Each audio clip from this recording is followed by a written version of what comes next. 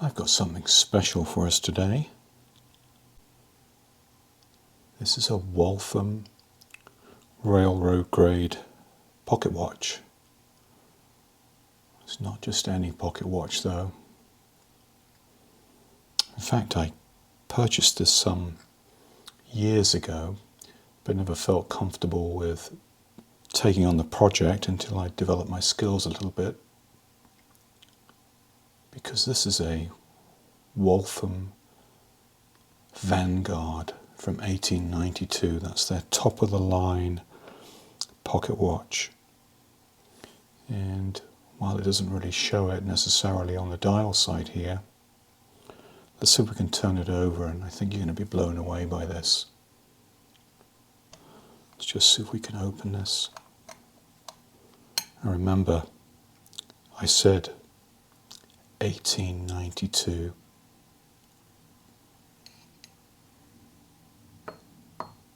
Can you believe it?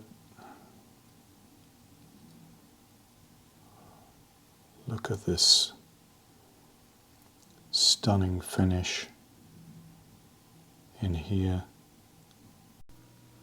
A lot of these jewels are held in by gold settings and gold screws.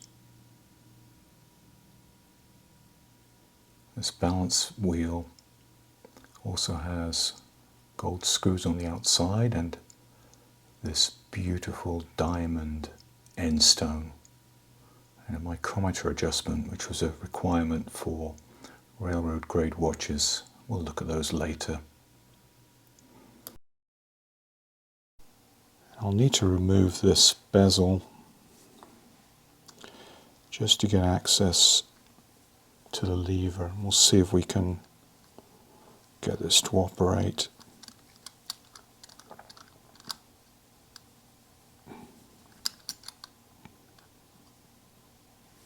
Okay, so the lever is this device just here on the edge, and it should come out. I might just grab a small screwdriver here just to push that out. With my gloves on, it's a little challenging to get in behind the lever, but it should just come up. There we are. So with the lever out, it should allow us to set the time on the watch. Yeah, it's not working. Okay. Going to just put a little bit of wind on. Now the lever's back.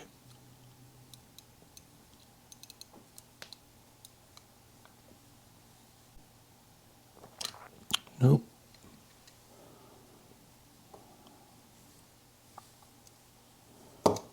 Ah, a little knock there just started that up, look. Oh, that's wonderful. Okay, so maybe it's just a bit sticky and it needs servicing. I mean, clearly we're going to need to remove the movement and give it a full clean and service anyway. Yeah, to go look at that problem with the hand setting side as well. I pulled up the serial number and it confirms it's a model 1892, but actually this one was manufactured in 1901, one of 1,000 in that run. Well, let's get these hands removed first. These railroad grade watches were also required to be a certain size, a size 16 or 18. This one's an 18. They had these large numerals so they could easily be read without any confusion. Now it's still ticking.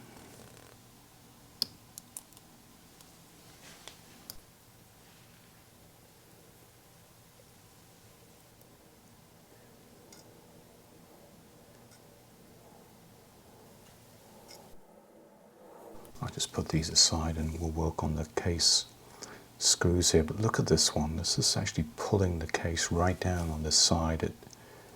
It should be setting down inside the actual movement, but this screw head is too large. So probably not original. Yeah, you can see why it isn't working correctly there. And compared to this one,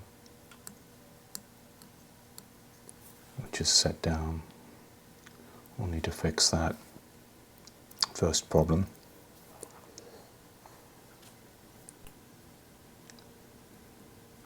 I should just pop out of the case.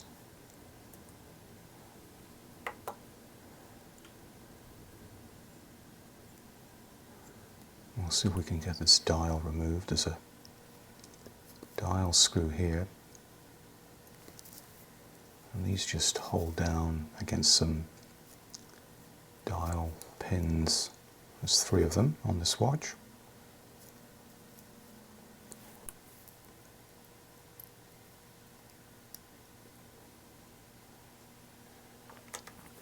I just want to have a look at this setting lever here to see what's going on with the hand setting side. We can see here that it's slow, it's not springing back very easily. I think that's just gunged up oil. Just outstanding a service. I don't see anything mechanically wrong with this.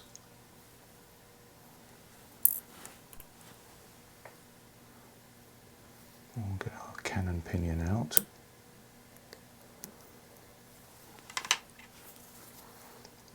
And that will free up the other side of the watch. We can start pulling the center wheel and the rest of those wheels. But while I'm here, might as well get the setting side all dismantled.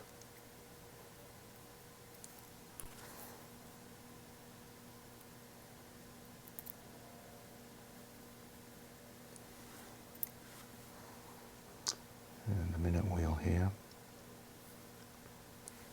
This is really the motion works. And as we work upstream here, we're getting into the setting side of the watch. The lever seems to have the spring return there all as part of the one item. A little bit unusual, but clever design.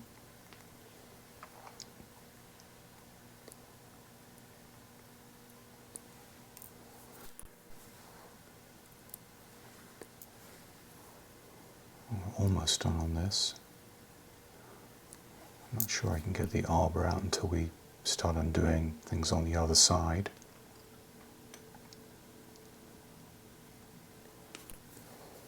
Let's start with the balance. It's a great sign that it's running here. That tells me an awful lot.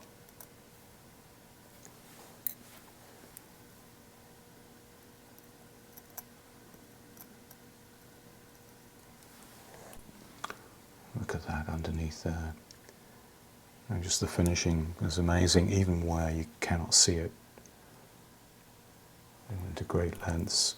Look at this damaskeening pattern. This is under the balance wheel. Most of this you can't see.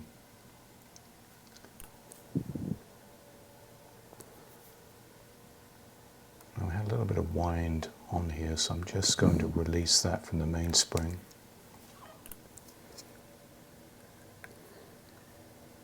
We'll get the crown wheel out. Sometimes these are anti-clockwise threads, but not this one.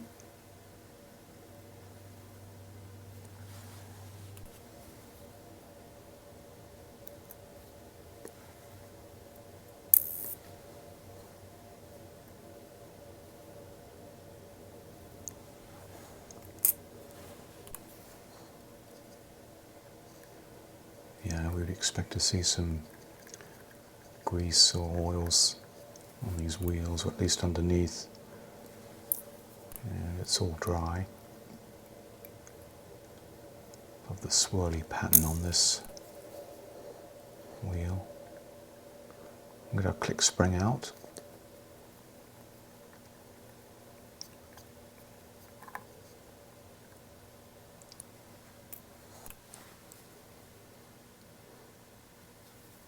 The clicker.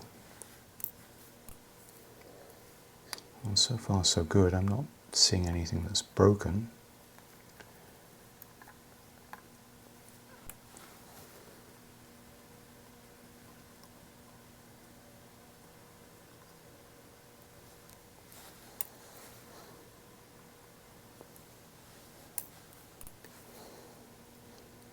We should be able to remove the screws for this bridge. And this is the mainspring barrel bridge. It should give us access to the mainspring barrel underneath here. I'm just checking to make sure these are all the same length. Sometimes you get an odd one, but those look to be all the same. Again, look at that finishing under the wheel there. Oh. We'll get rid of that. And we can take out this arbor. At least I think we can get this out, can we? Oh, maybe not. Well, it's time to take the other bridge out anyway. This is the train of wheels bridge. And only 2 screws on this one, which is a surprise for such a large bridge plate.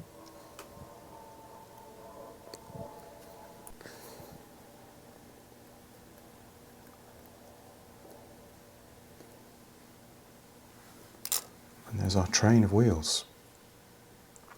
They'll look good. We'll give them an inspection, make sure the pinions are good and we're not missing any teeth on the gears. I've seen that problem before. Look at this plate finishing. All the way across. Was it necessary? No. But great to see this level of attention. I think we can get this arbor out now. It's really the last item to come out of the watch. I'll have to remember to put that back first when we put it back together. I think that's just about it.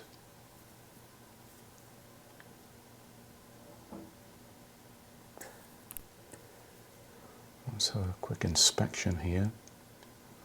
I'm seeing a little bit of debris. I'll just check the jewels out. And this is before cleaning. I think we'll need to peg these out a little bit and also just scrape away some of that old oil. This is the center wheel jewel. And I'm seeing potentially some damage at the sides there. We'll have a close look at that.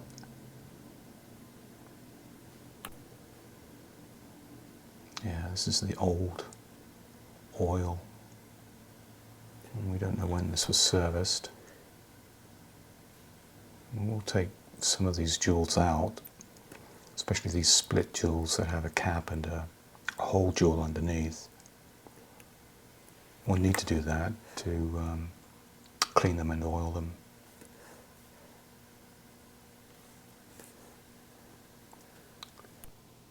And I'll use my jeweler here just to punch them out.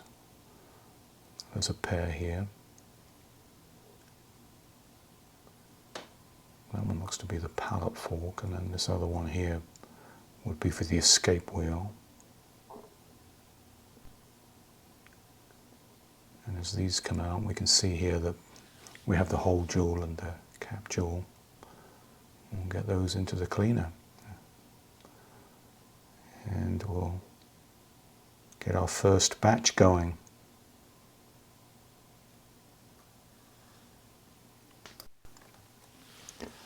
I'll be loading each of these baskets into this vintage L&R cleaner. So we'll start with the cleaning solution first of all.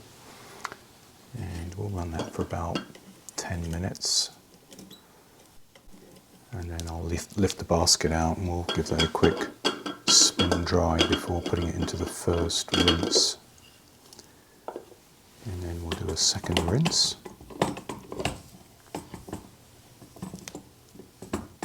Before it goes into the heater. And I'll still spin the basket for about 5 minutes in the heater before we pull everything out and then load up the next basket.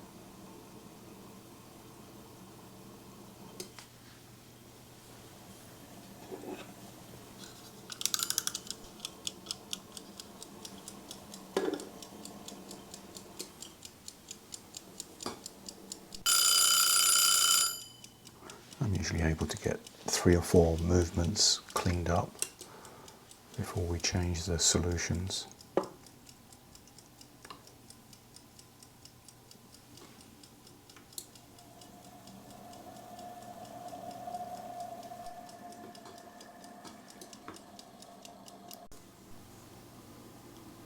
Well, let's take a look at the mainspring.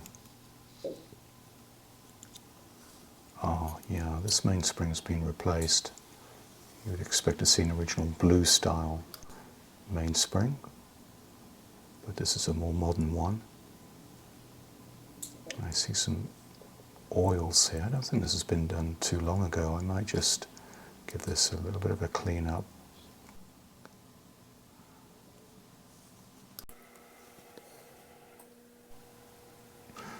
We'll also get our balance taken apart as well, so just undo the stud screw here and see if we can release the spring. Yep. Be very, very careful with that hairspring. And then I'm just going to leverage up the regulator. See how the gearing works on that. Oh, be careful with that. That's solid gold.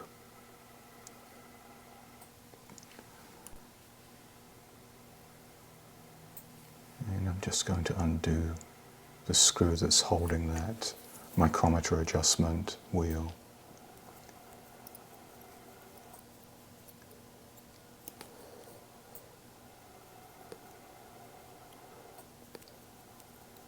Is that releasing the wheel? Or is it just turning? Let's have a closer look at that. Ah, okay. I'm going to need to support the micrometer wheel while we undo this. I think if I just push this down into my working base here, hopefully, yep, undo the screw.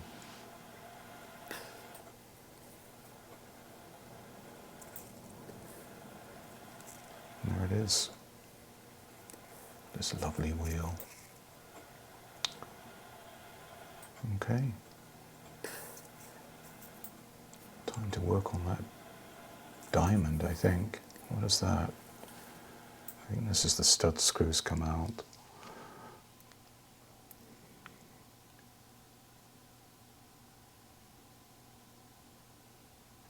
So at the top of the balance staff, we're expecting the same deal, a split set of jewels, a whole jewel and a diamond cap jewel here, set into solid gold. And just get that lined up. And we can push this pair out.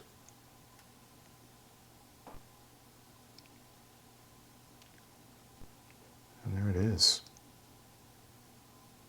Let's have a closer look at that diamond, shall we? How pretty is that? Bet that's not an easy item to find a replacement for. Well, we'll keep going with the balance and we'll remove the hairspring from the balance wheel.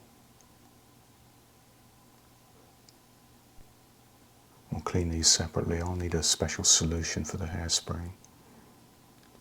And give our wheel an inspection. It's all out of the cleaner now and it's looking really nice. Let's just evaluate where things are at. I've got this new crystal. It's a mineral glass, so that will need to be glued into this case at some point. We'll give this case a good clean up. Still have to inspect these hands. The dial is in decent shape. We'll give that a clean. I put the mainspring back together.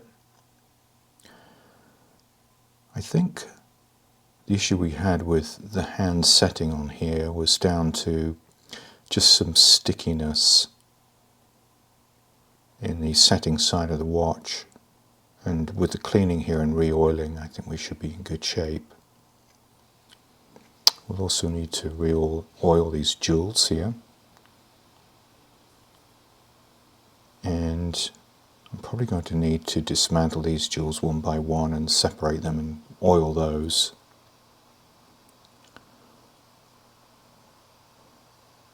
The only other thing that really needed attention and was a problem for us was this pair of screws right here.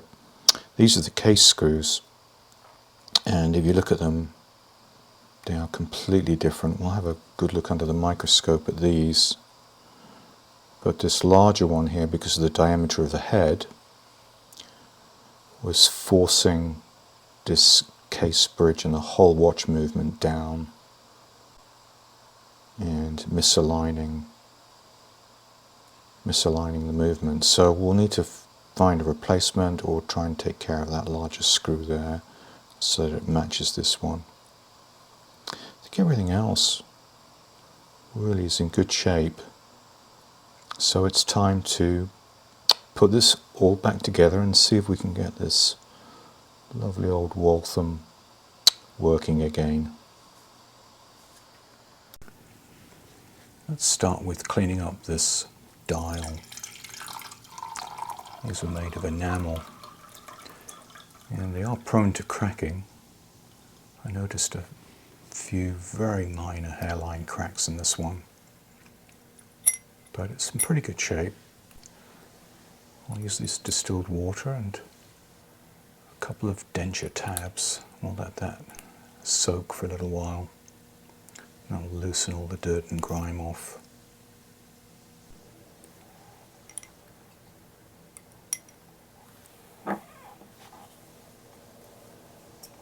Just give this a quick dry.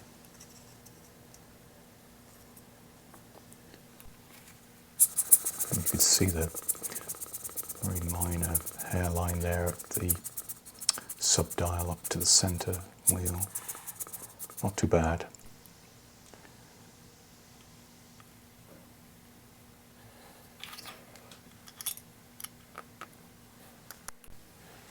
I want to rebuild the balance cock, and for that we need to just clean up the jewels that were in the top using a solution called One Dip here, which is a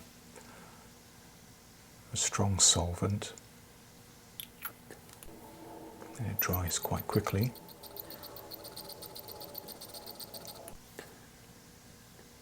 And we'll get the jewel pair back in, the whole jewel first. The pivot goes through here. And then we need to build ourselves a little oil well. So this is going to support a tiny drop of train oil on the cap jewel, which is that beautiful diamond set into gold. Let's get rid of that little hair. Got a couple of small screws to put back here just to hold that in place. And these are tiny, about 0.6 of a millimeter diameter.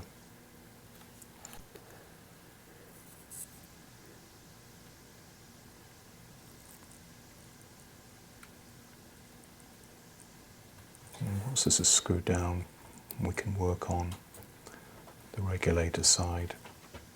We had that little micrometer wheel, that gold, 18 karat gold wheel, which is used for regulation, and it was supported from the other side. I just need to push this down into my pad a little bit to get some grip. And then that regulator arm just clips into place. That's good. Give it a little test here. So it's just spinning this star wheel. Just moves the regulator arm. Do you see how that works there with the knurled nut? And we'll get the hairspring cleaned up as well. I'll use that one dip as well, which is specific for cleaning these hairsprings.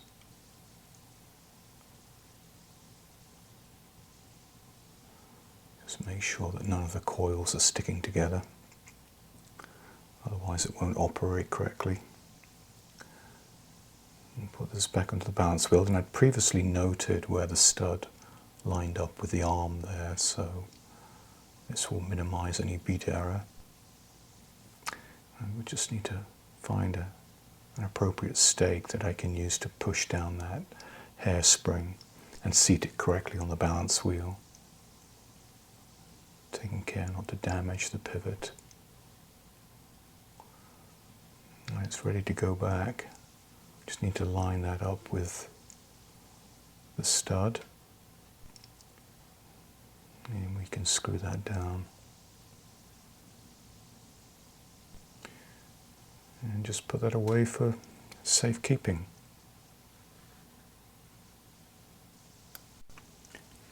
I need to come up with an idea for those case screws. I've got that larger case screw that's 3.24mm diameters, and the smaller one is 2.76, so they need to be the same size, and I need to turn this one down. So my plan is to use this old watchmaker's lathe. This is a Derbyshire and is about 100 years old. And the idea that I've got here is we will make a custom collet holder for this screw to insert into this piece here, and then I can work the head size down. And so what I've done is just started with a 5mm diameter piece of brass stock, and I cut this off and then filed the edges so that we could mount it into this 50mm collet here, or 5mm collet. So I can lock this down.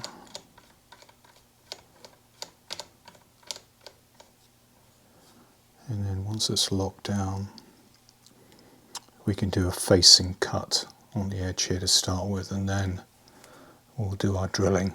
Let's get to it.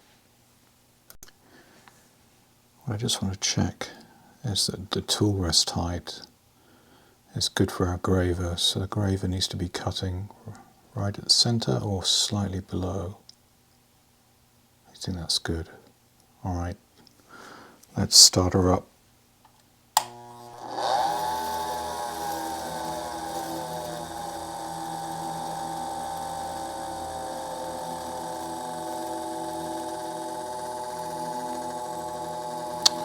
Okay, so we've got a pretty slow speed going, but this is brass. It should be relatively easy to cut.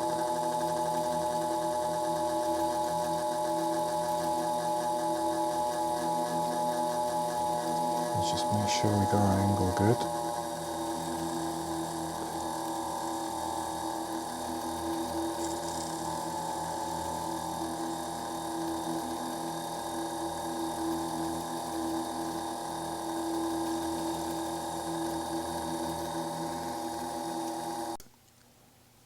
And I'll just bring the tail stock dead center in to see how everything lines up.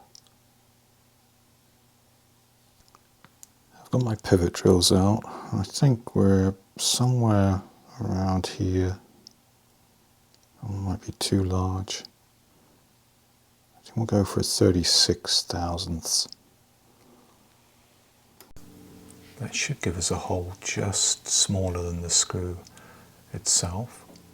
Add a little cutting oil to help us along, and we'll get drilling.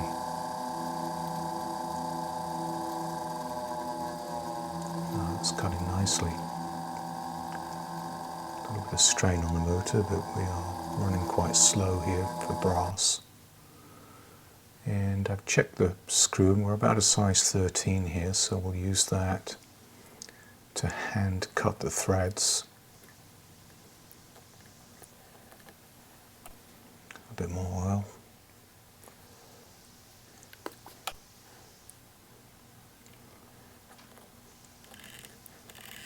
And we can check to see if our screw will go in.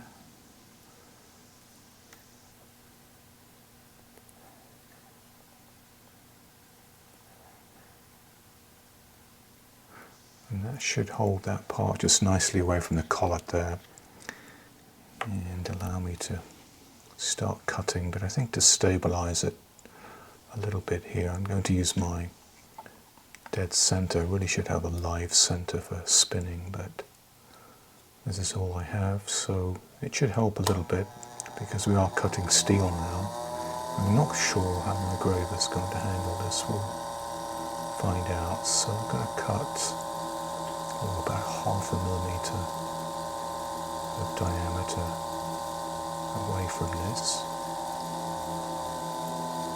We're looking for 2.76.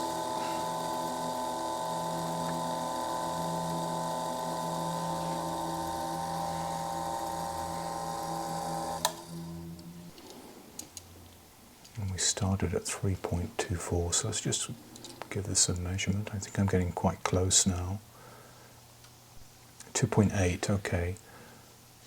I think for that we'll just clean it up, file off the edges.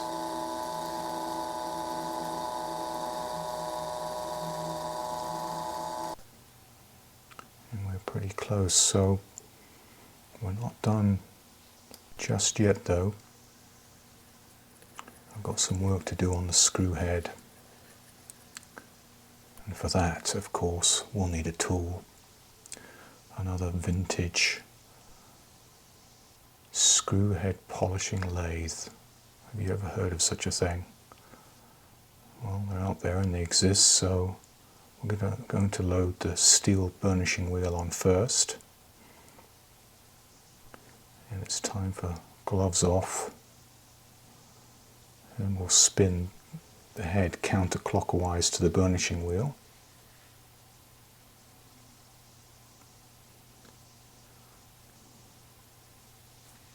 And after a few minutes of effort, it's already looking pretty nice, so we'll put the brass finishing wheel on.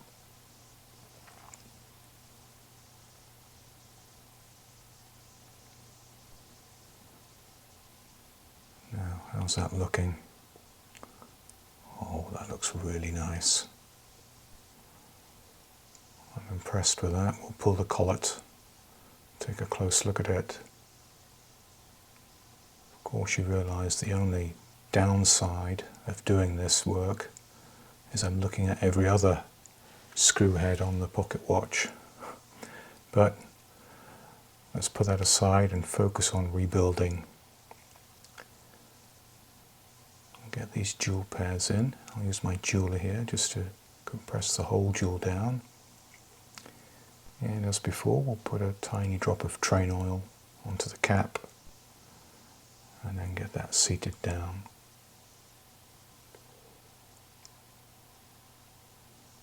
I do just need to line up where those screws will hold down the jewel for us.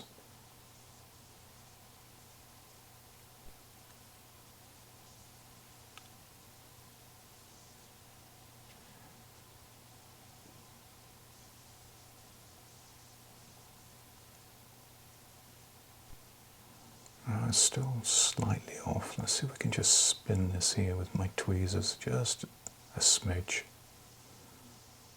There we go.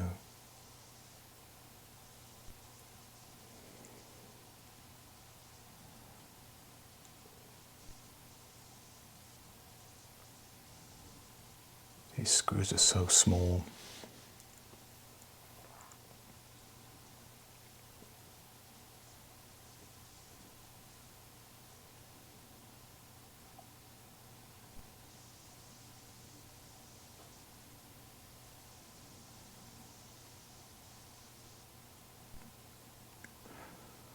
We'll start rebuilding our winding and setting arbor. Now, this was the part that was quite sticky when we took the watch apart. it didn't allow us to correctly set the hands, so I had to make sure that we've got this nicely greased up.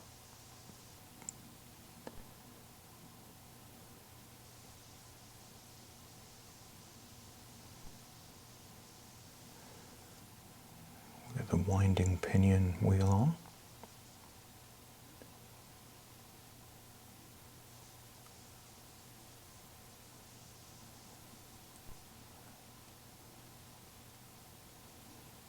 Oh, it's running away from me. Just put that back. Alright, we should be ready to go back into the plate.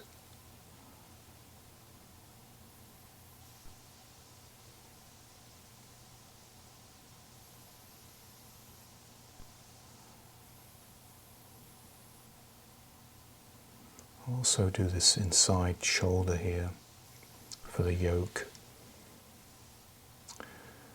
And a little lighter oil, a D5 oil here for our mainspring barrel. And we'll start rebuilding our train of wheels with the pallet fork first. And you know, it's reasonably straightforward to find these jewel holes for each of these wheels on the base. The trick is the top plate, getting them all lined up together when we put the bridge on.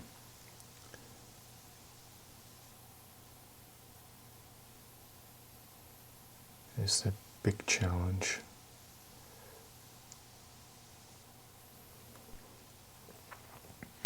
Before I put the bridge back, I just need to put this lower jewel plate back in. We've already got the jewel oiled and ready to go, and this is going to support the bottom of the balance.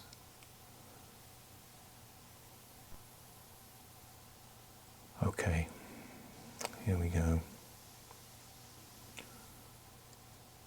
And if you can just find one to begin with, like at the center wheel, we can just start moving. Just see the pivot there is just slightly off. And just one at a time, we need to work each wheel. There we go. Just catching the jewel hole.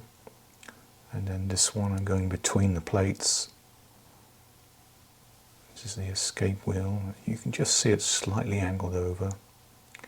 I've just got to finagle that so that the top pivot there goes into the jewel. That's it. Is that it? Yep.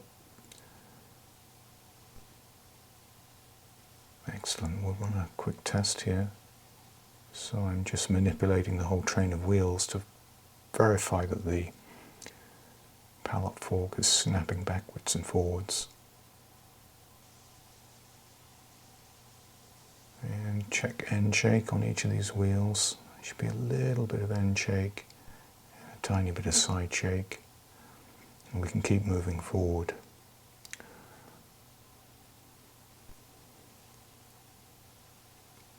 This one is a much easier bridge plate to put back, so we don't have to worry about those tiny pivots.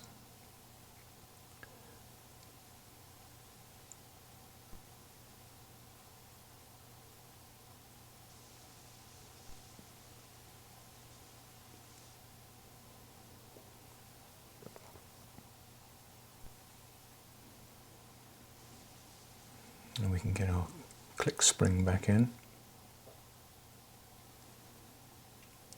and the clicker.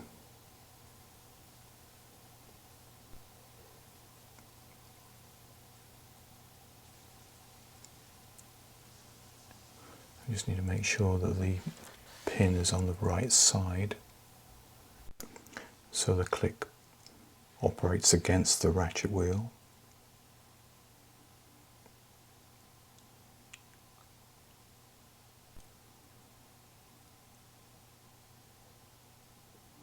And I'll just need to hold that click back when we put the ratchet wheel in.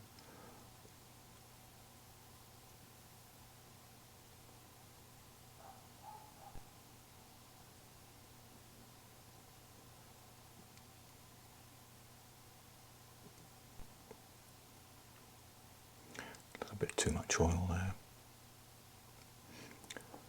Look at the beautiful sunburst swirl on this ratchet wheel. And the finishing is pretty amazing on this watch.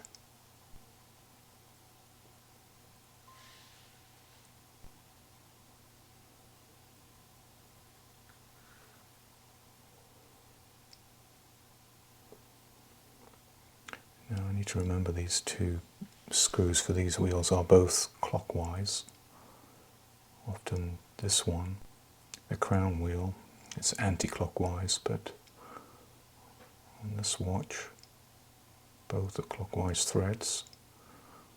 And I'll just put a little grease on the shoulders there for this before we put it back. So it's seated correctly.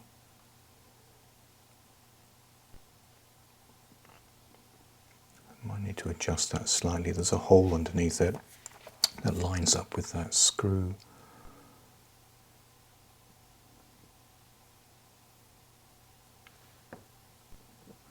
And back on the dial side of the watch here, we can rebuild the setting side.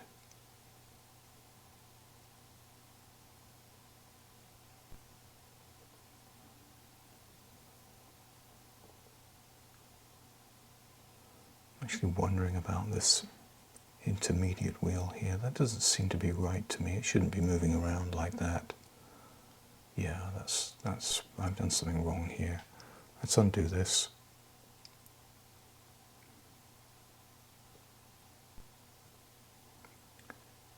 This is all part of the keyless works. But I think I missed a part, so we'll try that one again.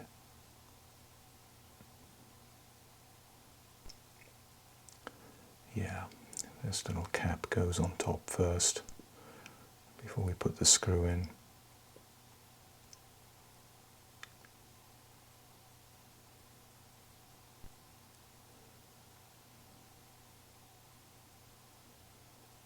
Oh, that's odd. It's not screwing down properly. I see what I've done. Let's turn this over. Look at that. The chamfering and also the finishing should give us a clue there. I had that upside down. And in any case, we need to get this minute wheel in first, because that plate goes over the top of it, as well as the intermediate wheel. So third time lucky. We can get this back together. If it doesn't seem right, it usually isn't. And back with a cannon pinion. I'll just use a stake here to push that into place. It's a friction fit.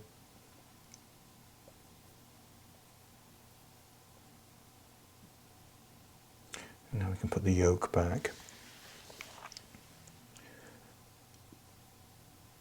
And because this was the part that was quite sticky here, I want to make sure that we've got plenty of grease for it and that it's operating correctly.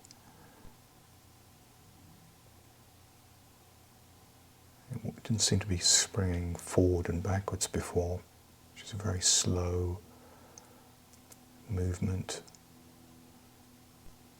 which caused that issue with the hand setting. So let's just screw these down here and see if we've got good free movement. That's much better.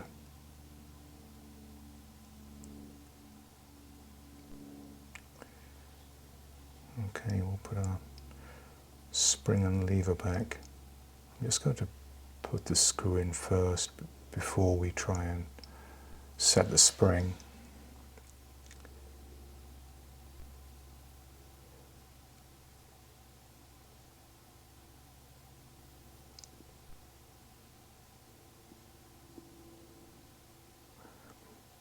And this is a safety feature for these railroad watches. The only way to set the time was to pull these levers out, and for that you had to remove the bezel. And this avoided the accidental setting or adjusting of the time with the crown. by design. Okay, so that springs back, and look at that operation. That's much nicer. You can see it snapping into place. Hopefully that solves our hand setting issue. We should be able to put a little bit of wind onto the watch. That clicker is working really nicely, and everything seems to be holding up well. But let's test it and just see if we get that positive click backwards and forwards on the pallet fork, and that would indicate power is going through cleanly, which means we can try and see if we can get our movement to come alive again. Just gently put the balance back in place. It's not quite lined up. Oh, it wants to go, even though we haven't got this set correctly yet. I just need to twist this out slightly. It's not quite lining up. I want to be gentle with it because I don't want to damage that hairspring at all. Just lift this back corner up. It's going to go in. Nearly. Yes, that's it. And look at that. Fantastic. Wonderful to see this fine watch working again. It's so happy. Look at this. Wagging its tail. Better get that locked down in place. It's really got a head of steam on it, hasn't it?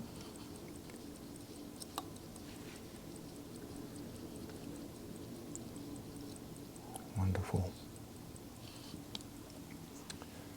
Well, I'm intrigued to know. Let's find out where we stand with this. I haven't made any timing adjustments at all on this yet, but I want to get a baseline and just see what we're looking at.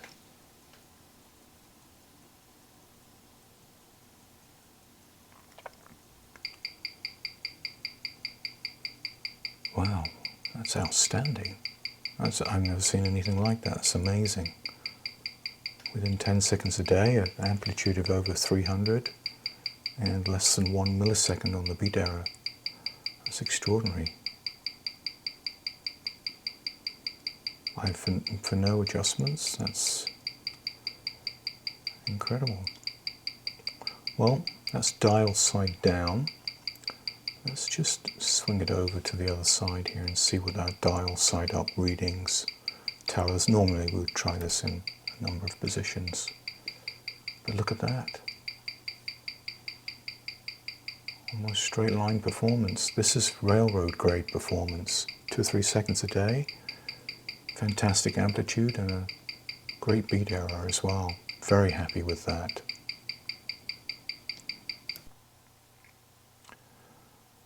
So let's finish off by getting the dial back. To do that, we'll just oil up these remaining jewels. And I'll put a little bit of D5 here on for the hour wheel. And dial washer.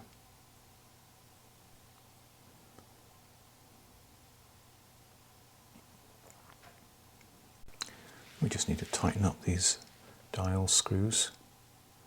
Hold our dial in place, and then I wanted to have a look at these hands before we put them back. There's this interesting scalloping shape on the hour hand here. Let's see, we've lost some of the bluing, and then this is split here, I think by design. And then I need to do a little bit of work here with my tweezers just to straighten these ends up.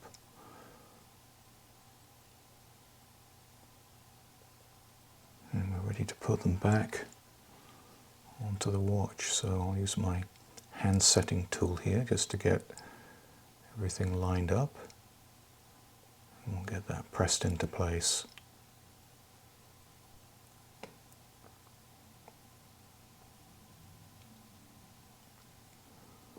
What's important here is that we set them all at the right height so that there's no interference.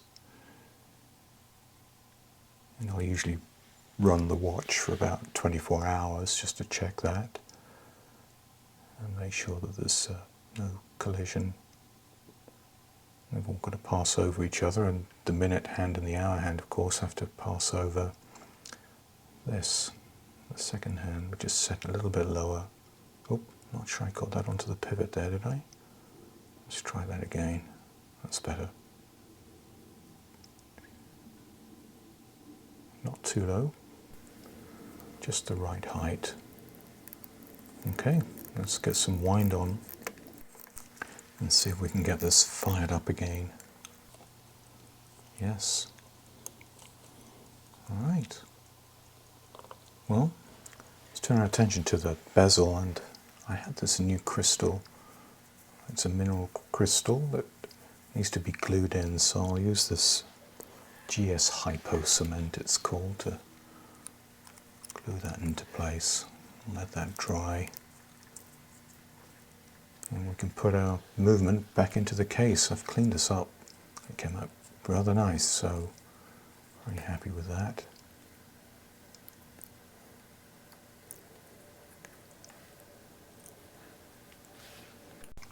This means we are coming close to the end of our journey. I really appreciate you coming along and hope you've enjoyed it. It is certainly a beautiful piece of history, all the way back from 1892. And we mustn't forget this one last piece, the beautiful polished case screw. We'll take one last peek at this amazing finish on this 1892 Waltham pocket watch before we put our case back on. And I'll just let you enjoy it. Until next time.